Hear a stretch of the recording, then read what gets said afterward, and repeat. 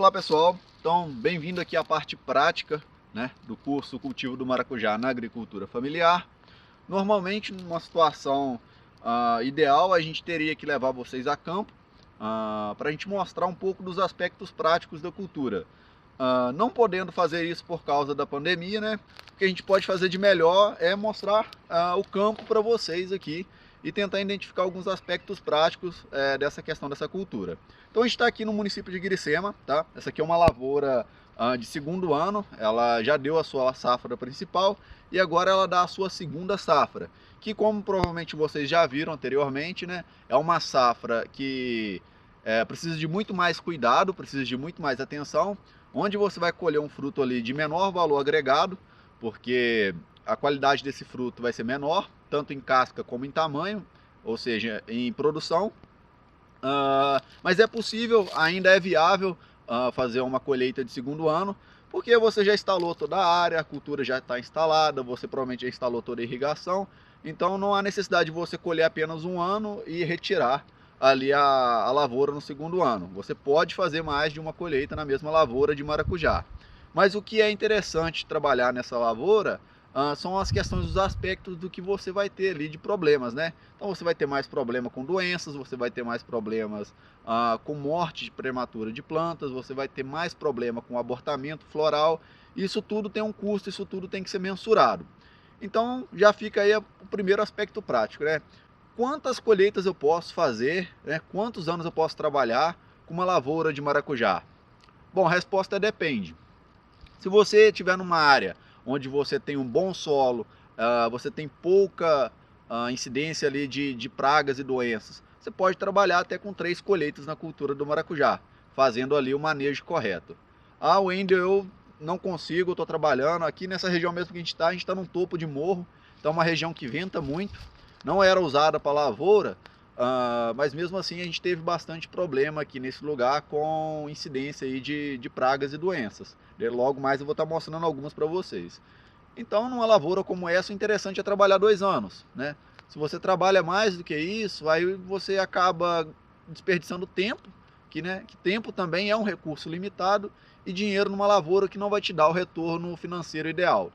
Então o primeiro aspecto prático é esse. Essa visão, quem pode fazer ela é apenas o agricultor. Não tem nenhum doutor de universidade, não tem ninguém que vai chegar para você e vai falar, olha, eu tenho a recomendação ideal, é isso. Muitas vezes a academia, ela trata o agricultor de maneira inferior, né? De maneira a falar, não, eu vou lá e vou levar o conhecimento para ele. Mas muito do aspecto do conhecimento que a universidade gera já é fundamentado em pesquisa prática do agricultor. O agricultor que está ali em contato direto com o campo. Então, quem vai dizer se isso é ideal ou não é o agricultor e não nós da academia. Mas fica aqui a recomendação, 2 anos seria o mais comum, 3 anos se você consegue fazer ali um manejo ideal da cultura. Então vocês já estão vendo aqui, é uma cultura de segundo ano que ela tem muito mais dificuldade, ela já está secando, né? Está no inverno, isso é normal, agora ela precisa entrar numa poda, provavelmente o pessoal vai fazer a poda aqui ainda, para ela brotar agora na época do calor, começa a brotar agosto, setembro, outubro, quando começa a vir as primeiras chuvas principalmente, e aí ela vai começar já a emitir ali os botões florais. E daí vem a florada, 90 dias depois vem a colheita. Vocês já provavelmente já viram mais cedo, mas a gente vai abordar em detalhes mais para frente, tá? Tô com um fruto aqui, esse já é um fruto que a gente considera de segunda safra, porque não é a florada principal que gerou esse fruto. Esse fruto aqui ele foi gerado por uma florada secundária, ou seja, a moita ela desenvolveu ali a sua primeira florada principal, cessou a sua florada e depois algumas poucas plantas, por serem um pouco mais precoces, geraram flores que vieram a gerar ali os seus segundo fruto, tá? Esse fruto, o que a gente percebe nele? Ele já tem a casca muito mais poluída, muito mais atacada, porque as pragas se instalam nesse local e elas ficam aqui e vão tirar proveito disso. Então a casca aqui já está muito poluída. Outra situação que aconteceu aqui, ele está começando a ser queimado por sol, né? A gente vai ver como fazer esse controle da questão do sol aí na cultura do maracujá. E ele também está murchando, mas isso não é um problema. Esse obviamente não é um fruto para mesa, esse aqui é um fruto para polpa. Eu vou estar abrindo ele aqui para vocês, para demonstrar tá vendo? Um fruto pequeno, um fruto que muitas pessoas diriam que até não é saudável, mas para a questão de polpa, muitas pessoas até preferem um fruto com essas características, porque vai ser um fruto mais barato, né? O agricultor ele vai vender esse fruto aqui por um preço menor, um preço agregado menor, e ele tem a mesma qualidade de um fruto grande, isso não muda. Então a gente abre aqui o fruto e ó, ele está com a polpa normal. Tá vendo? Não é um fruto totalmente cheio. O segundo ano da moita acaba causando esse tipo de coisa, mas é um fruto com a polpa com muita qualidade, tá? A casca relativamente mais grossa, mas também nada tão sério. Então um fruto que tem ainda um alto rendimento de polpa que dá para vocês aproveitarem bastante. Porém já não é mais como um fruto de primeiro ano, não é mais o ideal, mas serve para a indústria gosta desse tipo de maracujá, tá bom? Então no primeiro ano vocês vão aproveitar o máximo do valor agregado que os frutos de primeiro ano vão gerar, e a partir do segundo ano vocês provavelmente vão conseguir vender mais para a indústria e para pessoas que produzem polpas, tá bom? Então vamos ver agora outros aspectos práticos aqui da lavoura. Pessoal, a respeito da polinização do maracujá, nós estamos aqui agora no inverno e é muito incomum o maracujá ele florar nessa época, porque o maracujá ele é uma cultura que responde muito ao fotoperíodo, ou seja, ele precisa de muitas horas de luz durante o dia para que venha surgir ali flores, para que haja um incentivo à abertura do botão floral. Porém, uma planta aqui um pouco precoce emitiu uma flor. Essa flor não tem pólen, mas ela serve como demonstração. Eu acredito que todos vocês conheçam como faça a polinização do maracujá, isso não é segredo para ninguém, mas é importante estar falando, estar demonstrando isso. Então essa é a flor do maracujá, uma flor muito bonita, inclusive existe até maracujá ornamental, se vocês quiserem vocês podem pesquisar aí. Bom, de maneira grosseira, a parte de baixo dessa planta, ou seja, dessa flor, essa parte mais amarela, a gente vai dizer que é a parte masculina da flor. E essa parte de cima é a parte feminina. Normalmente a gente teria que tirar o pólen dessa parte, tá vendo? Masculina. Aqui estaria o pólen, e a gente tirava esse pólen e levaria até outra flor, né? E aí levando esse pólen até outra flor, a gente faria então a polinização. O que é muito comum os agricultores fazerem para adiantar a polinização, para ser algo mais rápido, é simplesmente eles vêm aqui, sujam as suas mãos com o pólen de 2 ou 3 flores, né? Levam esse pólen, fica agarrado na sua mão, né? E com esse pólen, às vezes de 2, 3, 4 flores, eles polinizam 100 flores de uma vez e vão polinizando. Aí eles simplesmente chegam na planta depois, com a mão já suja de pólen, e toca aqui nessa parte, bem nessa parte assim, ó, da planta, tá vendo? Da flor. Não sei se a câmera vai focar muito bem, mas é exatamente nessa parte que tem um verde um pouco mais escuro. Então assim é feita a polinização. É um processo assim que parece que é um pouco chato, mas é relativamente fácil de fazer. Depois que você pega o costume, você vai embora. Mas isso hoje em dia não é segredo para ninguém, mas eu acredito que é importante falar, porque talvez tenha pessoas que não conheçam a cultura, que acessaram o curso aí, querem conhecer a cultura, mas é assim que é feita a polinização. Você suja a sua mão então, no pólen aqui na parte de baixo, toma um pouco de cuidado, porque a flor ela é bem sensível, né, e leva esse pólen até outra flor. Isso falando especificamente para a espécie Passiflora edulis, que é o maracujá azedo que a gente conhece, tá? Outras espécies você pode fazer a autopolinização ali da flor, não tem problema. Tá? Mas nessa espécie tem que ser feito assim, você tira o pólen de uma flor e leva para outra flor. E aí você passa o pólen, né, na parte feminina, na parte que a gente pode dizer assim, de cima da flor, usando uma linguagem bem vulgar aqui, um pouco científica, mas eu acredito que é uma linguagem que todo mundo vai compreender. E assim você faz a polinização da flor do maracujá. Nós temos aqui 2 frutos de maracujá, tá? Esse aqui é um maracujá vermelho, comum, ele está totalmente deformado, a sua casca está totalmente enrugada, tá? E é um maracujá feio, comercialmente esse maracujá não tem valor. E nós temos outro maracujá aqui com a casca totalmente amarela, bonitinho, um pouco pequeno, em decorrência de ser uma moita de segundo ano, mas mesmo uma moita de segundo ano pode produzir maracujás com um aspecto interessante. Esse maracujá aqui é um maracujá que, quando completamente maduro, ele tem um certo valor comercial. Ele é grande, ele é bonito, ele está com a casca com a coloração interessante. Então, mesmo a moita de segundo ano ainda produz maracujá com um aspecto comercial, mas produz menos, tá? Bem menos. Uma moita de primeiro ano, isso vai chegar a 90% dos frutos são de aspecto 100% comercial, o que a gente vai dizer o maracujá para a mesa. Mas qual desses dois frutos vocês atribuiriam valor? Qual desses dois frutos vocês acham que vocês conseguiriam vender? Qual desses dois frutos serviriam para polpa? Normalmente vocês poderiam me dizer, o amarelo, é claro. Esse fruto aqui, ele está com uma excelente qualidade de polpa, completamente cheio, um aroma muito bom, tá? É um fruto excelente, realmente. Agora vamos olhar o daqui. Vejamos esse fruto. Ele está com a mesma qualidade de polpa. Apesar da casca feia, a qualidade do fruto não mudou. E talvez ele esteja até um pouco mais doce, porque ele teve mais tempo ali para trabalhar o açúcar dentro da fruta. Vocês vão ver que apesar da qualidade da casca, a polpa é exatamente igual. Não tem diferença entre as polpas. Talvez vocês poderiam me dizer que essa polpa aqui está um pouquinho mais vermelho, mas isso aqui não é em decorrência do fruto. Esse fruto aqui normalmente já daria, mesmo sem a casca enrugada, ele daria uma polpa dessa cor.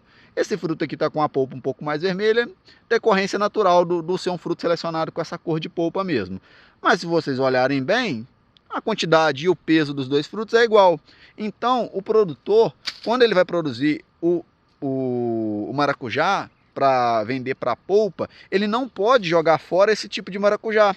Esse tipo de maracujá que está com essa casca feia, que está com algum problema ali externo, porque esse maracujá tem valor comercial para polpa. A polpa paga por esse tipo de maracujá. A indústria compra esse tipo de maracujá e paga nele talvez 20%, 30% a menos do que pagaria um maracujá para a mesa. Então é interessante que o agricultor trabalhe com esse tipo de fruto na moita de segundo ano, porque isso também vai garantir ali uma renda interessante para ele, tá bom? Então a questão dos frutos também fica essa dica aí.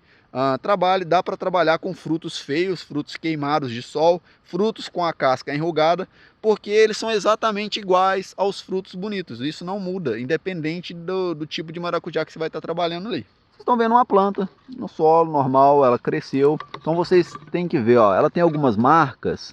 Isso aqui são brotos que foram retirados. Vocês não podem deixar os brotos surgirem nas plantas, porque eles vão sugar a energia e a gente não quer isso, tá bom? A planta veio subindo, subindo, subindo. Aqui ela emitiu o primeiro broto que foi deixado, tá vendo? Que já nem seria o ideal seria apenas 2. Mas tudo bem, aqui também não está errado. Então ela emitiu um broto para um lado, tá bom? Logo um pouco mais acima ela emitiu outro broto para o outro lado. E assim sucessivamente, até ela chegar aqui em cima, onde foi feito o que a gente chama de capar. A planta foi podada, tá bom? E aí ela ficou com uma haste principal para um lado, uma haste principal para o outro. E essas são as hastes principais que vão dar os frutos. O que seria o ideal, Wendel? O ideal seria você retirar essa haste, essa haste, essa haste e deixar apenas essas duas de cima. Porque essas duas de cima, elas vão garantir frutos maiores, tá? Com maior concentração de polpa, maior qualidade. Tanto esse broto, como esse broto, como esse broto vão dar frutos com qualidade inferior, ou até os de cima mesmo vão dar com qualidade inferior, porque está muito dividido, está muito ramificado. Hoje em dia existe um outro sistema de condução que é o seguinte: eu deixo a planta crescer, cresce, cresce, cresce, vou tirando todos os brotos e eu jogo toda a planta para um lado só, seja para o lado direito ou esquerdo, ok? E com a planta vizinha eu faço a mesma coisa. Então se eu joguei essa para o lado esquerdo, eu pego a planta vizinha e jogo também para o lado esquerdo. E aí eu deixo ela correr pelo arame e quando ela corre, os brotos que vão dando no arame, eu deixo esses brotos descerem e formarem a parreira. Esse é um sistema de condução que está sendo muito utilizado. O outro sistema de condução seria esse: você deixa a planta crescer retamente para cima, retirando todos os brotos. Quando ela chegar na altura do arame, você capa e deixa um broto para o lado esquerdo e um broto para o lado direito. Através desses dois brotos, você deixa ela criar algumas ramas e essas ramas, quando elas estiverem chegando perto do chão, você capa mais uma vez e a parreira vai se fechar. Você vai ter um maracujá muito bonito, com um aspecto muito bom. O que vocês estão vendo, ele está seco, mas se ele não tivesse seco, se as plantas já não estivessem nesse estado de perder as folhas aí por causa do inverno, vocês estariam vendo uma parreira completamente verde e bonita. Pessoal, outra dica interessante é a respeito do moerão de sustentação da lavoura. Vocês estão vendo aqui um moerão de cabeça, né? É um moerão que vai sustentar praticamente toda a lavoura no seu decorrer. você vai ver que ali o agricultor coloca um bambu, outro bambu, algo só para realmente controlar a planta ali e manter a planta ereta. Mais para a planta ter acesso à luz, mas não é algo que sustenta. O que realmente sustenta são os moerões de cabeça e os que vão no meio da lavoura. Vocês estão vendo um ali na frente. Esses moerões, eles são um pouco mais finos, mas eles também têm um papel de sustentação. Mas os realmente importantes são esses. E por que eu estou trazendo esse aspecto prático?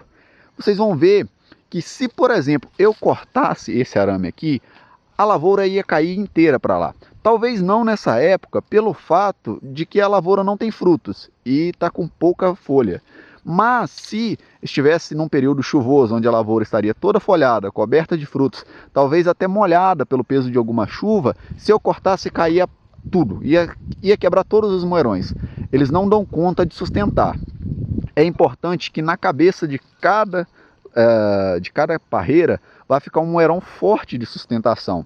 E quando vocês forem furar para fazer ali a sustentação da lavoura, vocês têm que furar entrando diagonalmente para dentro da terra, porque acontece esse efeito. Vem o peso, a planta puxa o moerão e o moerão ele acaba ali cedendo e ele começa a tombar. Todos esses moerões eles foram furados assim, mas pelo peso da parreira puxando, eles acabaram invertendo. Se vocês cavam reto para baixo, simplesmente vão lá e cavam uma cova reta para baixo, na hora que vem esse peso da lavoura puxando, o moerão quebra no pé. Entendeu? Então quando vocês cavam diagonalmente, né, assim, a terra ajuda cedendo, né? A força que antes ficava totalmente concentrada no pé do moerão, agora ela parece que aprofunda um pouco mais. Ela vai até a terra. E aí a força é exercida sobre a terra e não somente sobre o moerão. Se vocês cavam reto, isso não acontece, tá? A força agora ela também é transmitida para o pé do moerão. Essa é uma dica que vocês só vão ter ela no aspecto prático, na técnica mesmo. Se vocês cavarem reto e tentarem furar o moerão e colocar, vocês vão ver que quando vier a chuva, vier o vento, vier a tempestade, a lavoura vai tombar inteira e vocês vão ter alto prejuízo ali. Então é importante que vocês sigam essa técnica, é uma técnica interessante. Depois de algum tempo, né, depois que ela dá ali a primeira produção, todos os moerões eles vão envergar um pouco, isso é normal. E às vezes alguns vão até quebrar e tombar, acontece. E aí vocês vão ter que estar manejando, levantando a lavoura ali de novo. Mas se vocês fizerem dessa forma, com bons moerões, bons tocos para a cabeça, isso vai acontecer muito pouco. Pessoal, uma outra dica que vocês podem estar utilizando aqui é a respeito do manejo das mamangavas. Para vocês que não conhecem, as mamangavas são as polinizadoras naturais da flor do maracujá. E elas são as suas melhores amigas na sua plantação, porque elas não descansam, ela trabalha todo dia, para ela não tem sábado, não tem domingo, mas você cansa, você quer descansar, você não dá conta de trabalhar todos os dias, e o dia que você não fizer a florada, a mamangava vai estar lá, trabalhando para você. Então nada mais justo que você propiciar uma casa para ela. E como você faz isso? Bom, quando vocês forem adquirir os moerões que vocês vão utilizar na sustentação da lavoura, vocês podem vir nas cabeças do moerão ou no meio, onde vocês acharem interessante. Pega uma broca de furadeira e faz um furo, entendeu? Pode fazer um furo do tamanho de uma tampa de garrafa PET e simplesmente faz um furo ali com alguns 3, 4, talvez 5 centímetros no máximo de profundidade, se for um pau bastante grosso, né? E ali elas vão entrar e vão acabar de desenvolver o ninho ali dentro. Assim vocês vão estar atraindo mais mamangavas para a sua lavoura e fornecendo ninhos para elas nidificarem perto da sua lavoura. Lembrando que são abelhas que são solitárias, elas não vão criar ninhos, não vão criar colmeias ali, tá?